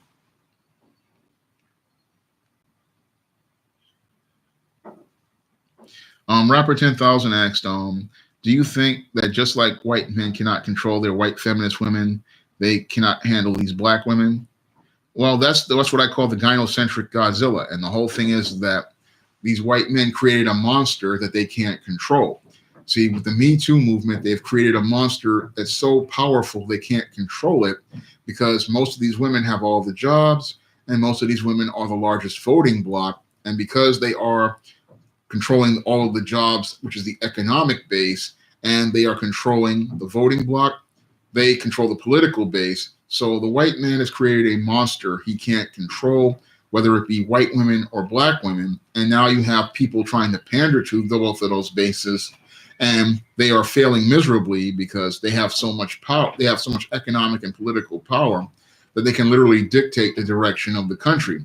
And all of this could have been averted had they not been so racist towards the black man and making efforts to deny black men opportunities. Because they, within the days of affirmative action, given black men that equal compensation for past discrimination, we would have had a black male voting base, and a black male economic base. But because racists feared a black male voting base and a black male economic base, they went out here and gave those jobs that were supposed to be to deal with past discrimination to white women, and they also gave jobs to black women. And now we have a gynocentric Godzilla, which is now stomping all over and looking to eliminate all these white men out of their powerful positions, because now they have the voting base, the economic base, when in actuality, this all could have been averted in the 1970s had they given black men jobs, and had they given black men economic empowerment. Because if black men were invested in America, they would have an incentive to go out here and protect America's economic interests. But your racists didn't want black men to be a part of that, and that's why we have a gynocentric Godzilla roaming around. Goku92 sign makes another good point. He says white men are starting to commit suicide now that times are getting hard for them. But they never experienced hard times. They were so used to having their world smooth.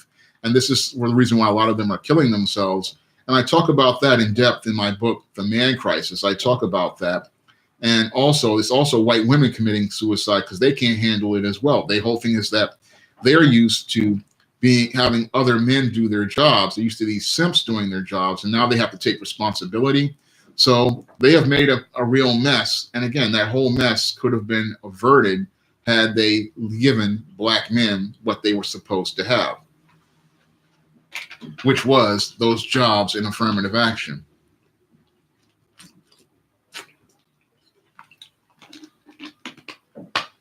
Yeah, they're reaping what they sow, Jazz, man. It's a bitter harvest. They just can't handle what they did.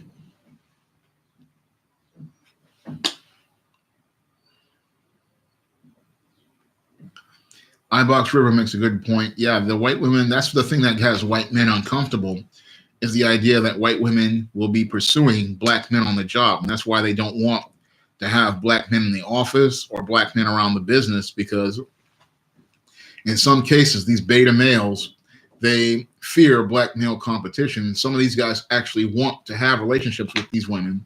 So they want to eliminate the black man, because the black women will find that not the black women, the white women will find that black man attractive, and not the white man, that black man attractive. And because they want to eliminate the black men, so that's the way they protect white women, because a lot of them fear black men being in the office and the white women finding him attractive. So that's why they'll try to deny a black man a job.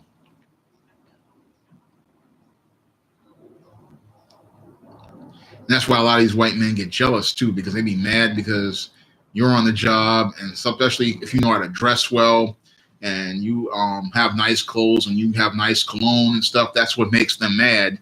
And instead of these guys stepping up, because a lot of these guys, what they will do is they'll come into work with these threadbare shirts, old outdated ties, on slacks not pressed, and then they'll be wondering why they get no respect. But that's all due to their lack of hygiene and their lack of care. They're just thinking because I'm a white guy or a non-black guy, they can go out here and dress whatever they want, and then people are just supposed to cater to them. When the black man comes in looking to put in effort, this makes them angry.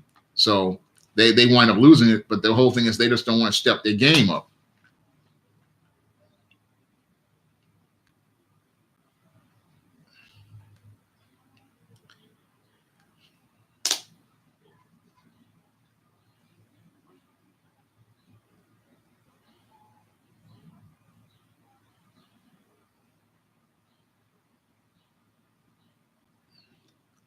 Well, Luciano, when it comes down to the left and the right, they're the same. They're two wings on the same dirty bird. So they just play games with black people, and that's why you can't be on either side. Because when it comes down to leftists and right wingers, they're neither one of them are on your side. So that's the way I always saw it. Because when one talks, they just want to play. They want to play sides, and what they want to do is get you on their side, and that's what we have right now. They just want to play both sides when it comes down to people, because what happens is it's like good cop, bad cop. The right winger will talk about how they're looking out for the black man, but then the left winger will call you an angry black man. But then when you are agreeing with the leftist, then the right winger will call you an angry black man. So I say stop playing on both sides and just go on your own way.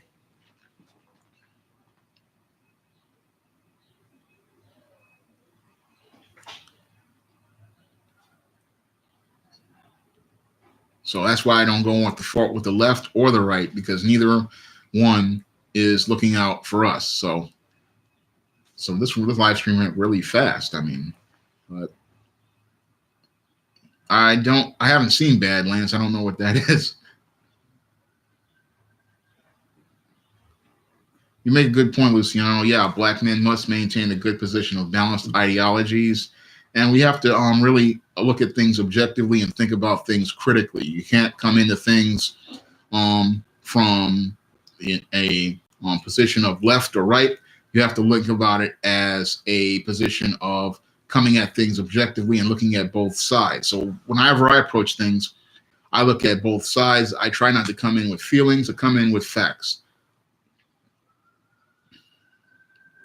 G. Woodward makes a good point. Yeah, whenever instead of firing women, yeah, they put them in HR, and then those women go and project their anger on black men. And a lot of times, when they get into positions in HR, they use it to create what I call the HR brick wall, and they use that to keep black men out of positions, because a lot of them, white women have their anger at black men, and then black women have their anger at black men, and then they use those biases to keep black men out of the job market and keep them out of work.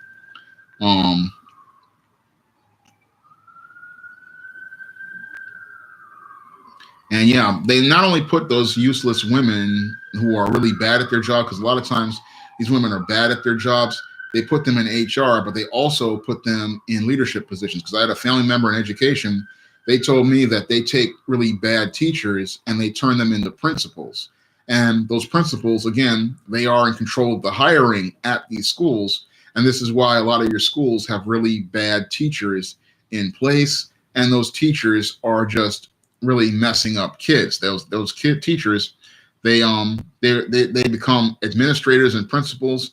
And this is why your public schools are a complete mess, because these people couldn't handle it as a teacher. So now they're being put in administration. And this is something that most people really need to understand about their public schools.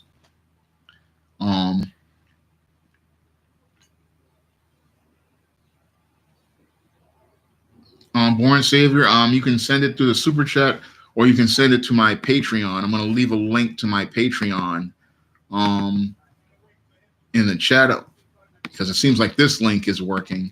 And if you want to send a donation to help me out, you can send it there. And everything, that's where you can send a donation to the Patreon. I know that sometimes the PayPal one gets a little wonky, but you can always send one to the Patreon, and it should be taken care of there. Usually they deduct at the first of the month, so that's a place you guys can go. And if you want to help me fund the ISIS graphic novel and take care of my other business expenses, because that's how I also raise funds for the covers and pay for the internet. I do that through the Patreon. But the whole thing is that the whole angry black man stereotype, the whole angry black man concept, that's something that black men, we cannot really take on ourselves, because a lot of times if you take that on yourself, it's going to lead to you having a complex, and it's going to lead to you messing yourself up and believing that you're angry about things when you're not angry at all. You're usually, a lot of times, this whole angry black man thing, it's something other people have regarding black men, but it's not something we have, because a guy like myself, I might be frustrated about not being able to get opportunities, but I'm not going to be angry about it. I'm going to try to take those feelings of frustration and work through them and navigate through them and try to turn them into something positive. And that's something that your racist doesn't want to see, because that means he has to look at a person as a human being and not an emotion. And what they want to do is boil a black person down into something small so that they can put them in a small place. And that's something black men, we need to go out here and fight against again, because we are not angry. We are people like everybody else. And we are just out here trying to make a living like everybody else. We're trying to take care of ourselves, take care of our business.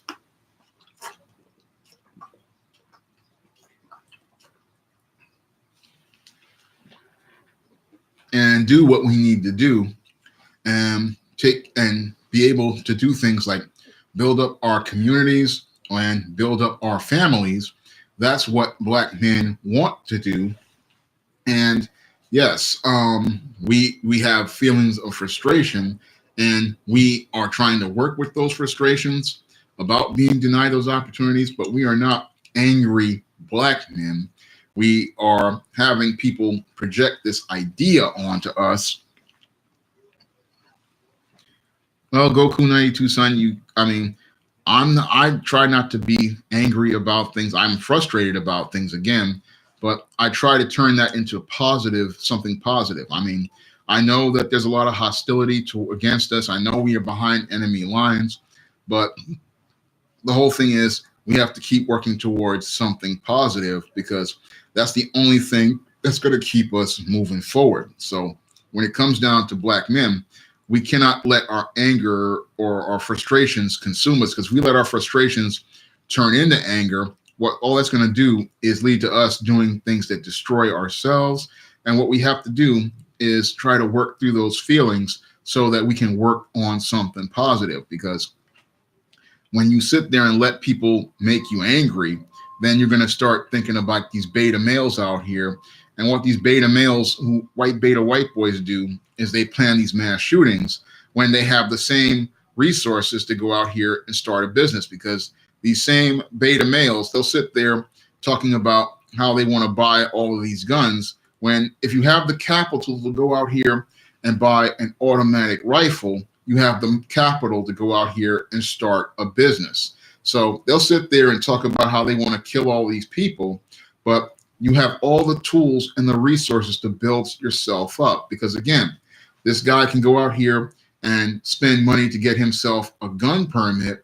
Then he can also spend that money to get himself a certification for something like an A plus, because certain like the A plus is like what, $300. I remember 10 years ago I paid $300 for A plus certification.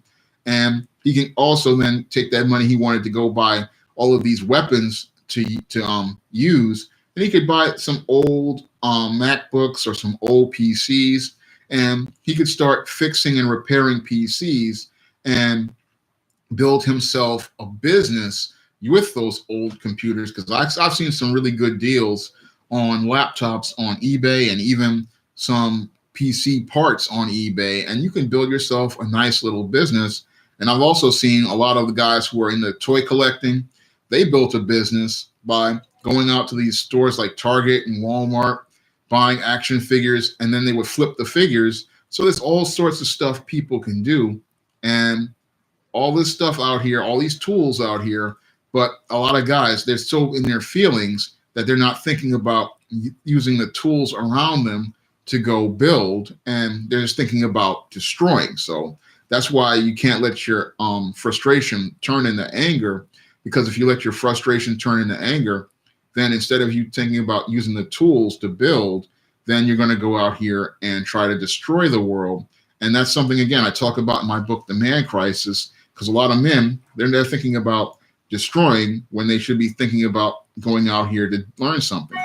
D. Woodward 78 makes a great point. Instead of buying all these guns, yeah, they could save up and go get themselves a skilled trade, go get training in a skilled trade, and build their own business. And that's something that black men have to go out here and start thinking about.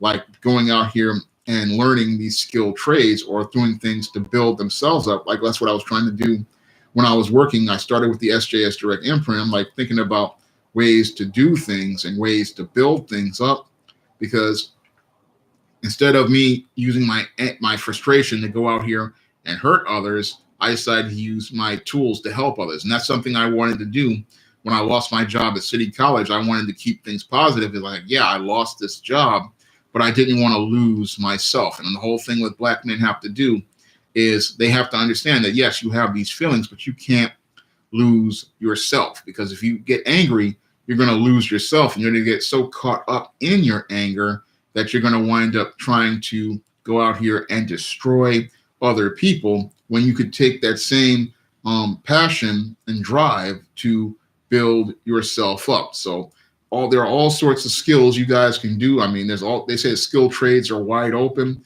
and the whole thing that the skilled trades is you're not looking for a job. You're going to be looking to build up your own business. And once you get those skills, you can use those skills to do other things. And that's something that a lot of guys, they're not really thinking about, because they've been told this propaganda about just getting these jobs. And also you have to think about going out here and building up yourself, because that's one of the things you do with the job is you get the job and then you take that to build the capital to start your own business. So that's something all guys have to really think about. When it comes down to, anger, and the whole thing about being angry is navigate through those feelings and then set that course for yourself and turn that anger into passion for what you want to do. Because the whole thing is, it's not about living in white people's and non-Black people's smooth world.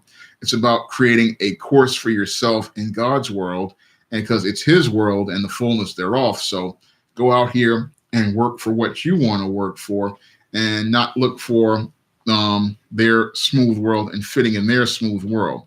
Because I've seen so many brothers, again, not only myself, but so many other brothers lose their jobs because of this whole angry Black man thing. And the whole thing is, you want to turn that anger into something positive and not let it destroy you, not let that frustration turn into that anger that makes you bitter and you're sitting there all the time and you're losing it. You want to be able to make that gain for you. So that's something I want you guys to think about, because life is too short to let people put you in the angry Black man box and to live in that angry Black man box, because life is too short and you only get one life to live, and you want to make that life the best life it can be. And you want to be able to go out here and make it for the best for yourself. So that's the way I believe people have to do, is think about it. Making your life the best it can be for yourself. And why should I be in the angry Black man box when I can be the Black man I want to be in the real world? So I'm going to get ready to end the stream in about a couple of minutes.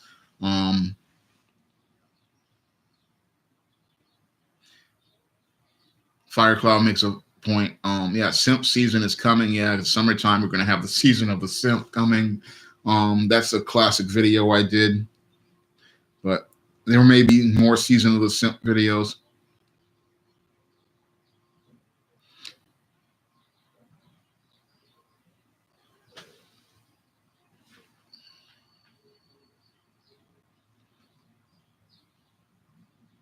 Yeah, I may do a video on Meghan Markle, so that we might hear the British accent coming back for another video. But Nightingale, I might be making about Meghan Markle and her biracial baby with his crystal blue eyes and creamy white skin. So you may be seeing a video talking about your Meghan Markle and her wonderful biracial baby.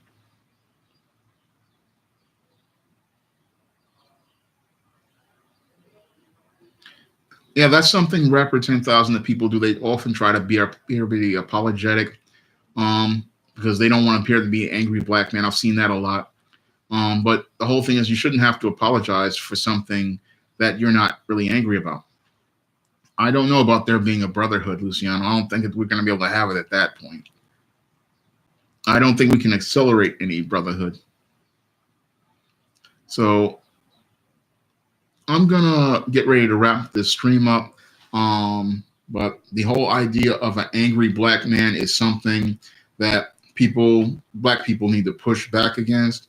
And it's something that we have to push back against because when it comes down to black men, many brothers out here I have run into, they aren't angry. They're just hardworking. They're very conscientious and they're very serious.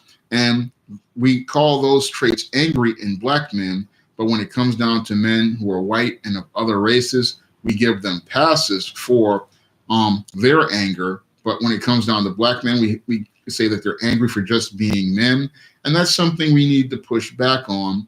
And it's something we need to stand up against. So when it comes down to this notion of an angry black man, this is something every black man needs to stand up against, because when it comes down to black men, we are men like everybody else, and we have a right to be like everybody else, and we have a right to command respect like everybody else. And that's why when it comes down to the angry black man, we need to show how we are men like everybody else. I thank everybody for coming out to watch the stream, and I'm hoping that everybody will pick up my books on Amazon.com in paperback and ebook. And I'm hoping that everyone will help me by supporting the Patreon. I'm going to have another live stream this Friday. I'm thinking about what topic it'll be. But I'm hoping to have another live stream this Friday. I'm going to be talking more in depth I'm about something. I'm still trying to figure out the topic, but I want to be there for Friday's stream. You can pick up my books on Amazon.com in paperback and ebook. And you can also help me try to publish the graphic novel by donating to the Patreon. Thank you all for coming to the stream, and I hope to see you this Friday.